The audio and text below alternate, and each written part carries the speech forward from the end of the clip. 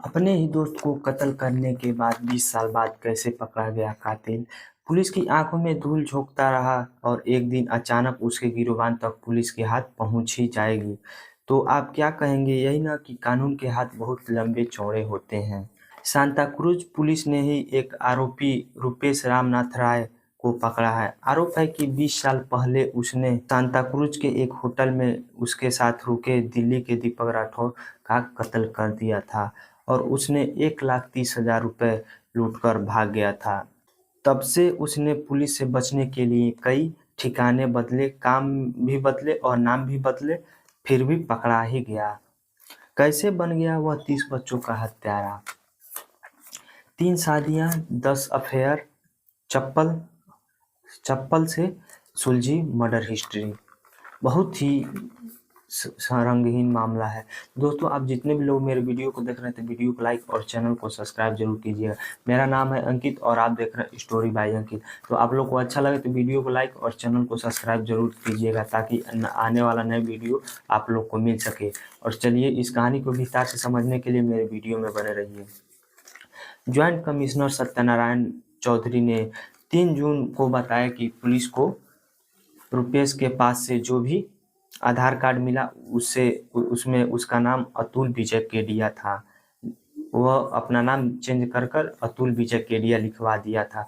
वह बिहार के मुजफ्फरपुर के तालुका औराई के भरतुआ गांव का मूल निवासी था। मुंबई पुलिस 20 से 15 बार उसके घर पहुंच चुकी थी। 2-2 बार अलग अलग डिटेक्शन टीमें बनाई थी, लेकिन वह कभी अपने गांव में मिला ही नहीं, वह भाग जाता था। डीसीपी कृष्णकांत उपाध्याय के अनुसार हमने एक बार फिर कोशिश करने का फैसला किया। पिछले महीने एपीआई तुषार कदम और पीएसआई शिवकुमार यादव की टीम बाहर के भरतुआ गांव में कई दिनों तक डेरा डाले रही, लेकिन दरअसल 2-3 दिन तक पहले आरोपी के बारे में किसी ने पक्की जानकारी दी थी, लेकिन वह पता नहीं चला, वह भाग गया। कि वह पक्की टिप देने के बाद भी कि वह थाने से एक मिठाई की दुकान पर काम कर रहा है। वह बताए थे कि यह एक थाने में एक मिठाई की दुकान पर काम कर रहा है। यह जानकारी बिहार गई।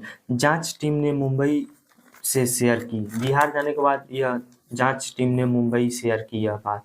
तत्काल सांता क्रूज पुलिस स्टेशन से मुंबई इंस्पेक्टर संदीप श्रीवास्तव और अरुण सेठ के शादी वर्दी में उस दुकान में गए और वहां जाकर बस इतना पूछा कि यहाँ कोई अतुल विजय केडिया कौन है। वो दुकान में जाकर पूछे कि संदीप श्रीवास्तव, यहाँ अतुल विजय केडिया के नाम से कौन है।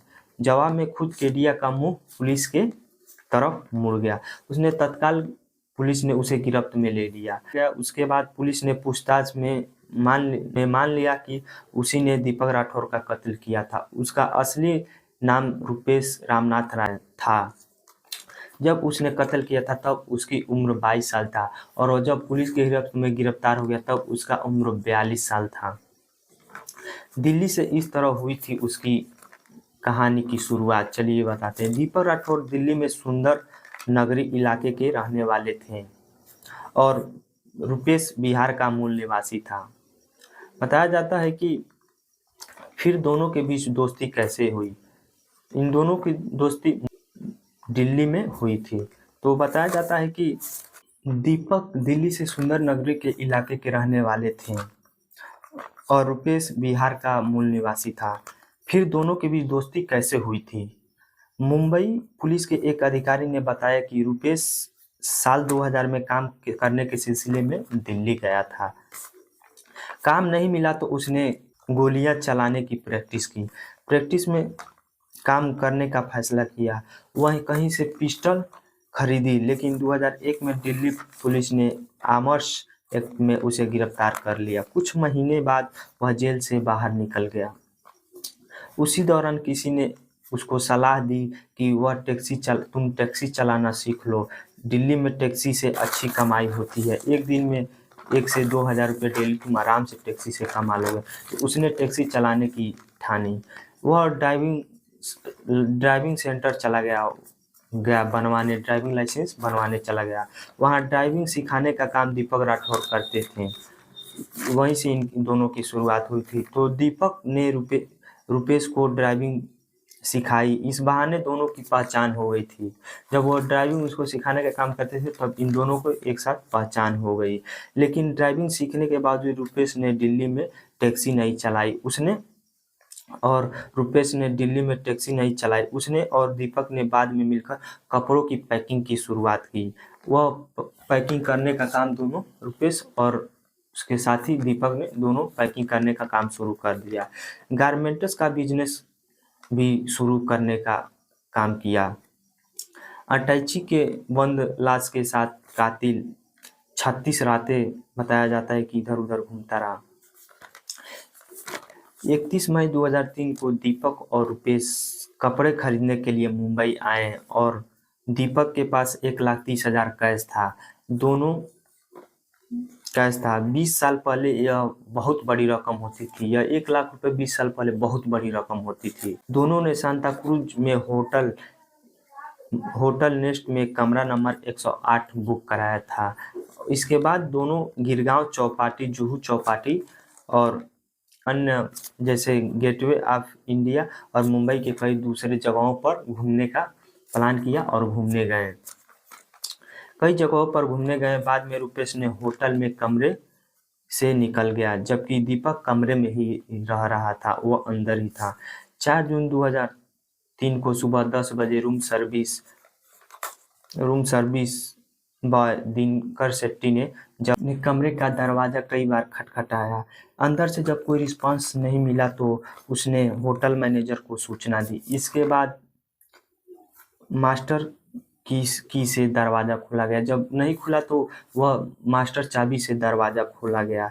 बेड पर सिर्फ एक व्यक्ति चादर ओढ़े लेटा था।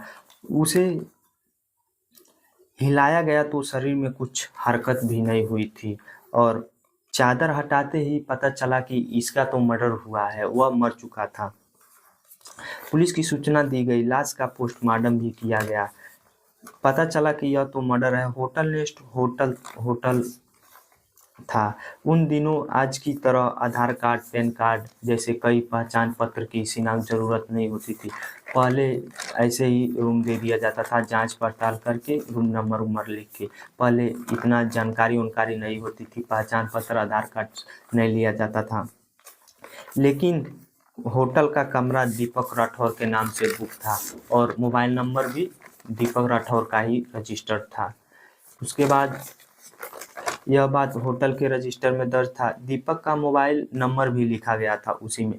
इसके बाद दीपक के परिवार को दिल्ली में सूचना दी गई। सूचना देने के बाद क्या हुआ कि परिवार ने दीपक की लाश को पहचान कर ली और बताया कि दीपक के साथ मुंबई रुपेश रामनाथ राय भी आया था। वह दोनों बिजनेस के सिलसिले में वहां पर गए थे। चूंकि रुपेश को दिल्ली में ड्राइविंग लर्निंग सेंटर में दीपक से ही ड्राइविंग सीखी थी, इसलिए उस सेंटर में रुपेश राय का बिहार के मुजफ्फरपुर जिले में उसके गांव का पता मिल गया। वहीं से पता भी चल गया। मर्डर के बाद इस तरह से निकले थे 20 साल बाद। इस तरह उसका 20 साल बाद इधर उधर निकलता गया।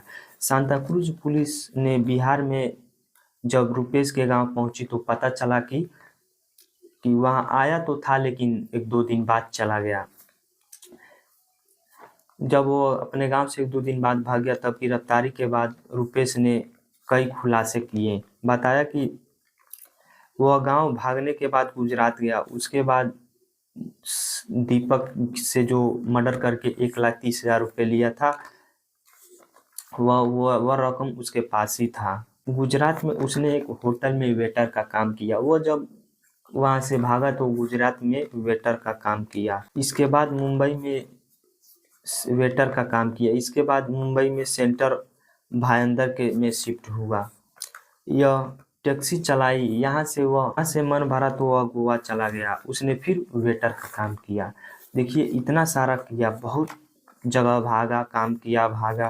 फिर से क्या हुआ कि जब गोवा चला गया उसने फिर वेटर का काम किया। साल 2016 में वह रांची गया। वहाँ उसका कोई आधार कार्ड मांगा तो उसने फर्जी दस्तावेजों पर बनाया हुआ अतुल विजय केडिया के नाम से आधार कार्ड बनवा लिया। साल 2021 में तक वहाँ काम करता रहा। उसके बाद ठाणे आया और एक मिठाई की दुकान में फिर से काम करने लगा। Western region additional CP Paramjit Singh Dahiya ने बताया कि रुपेश ने अतुल विजय केडिया के नाम से ही अपना पासवर्ड बनवाने की भी प्लानिंग की थी।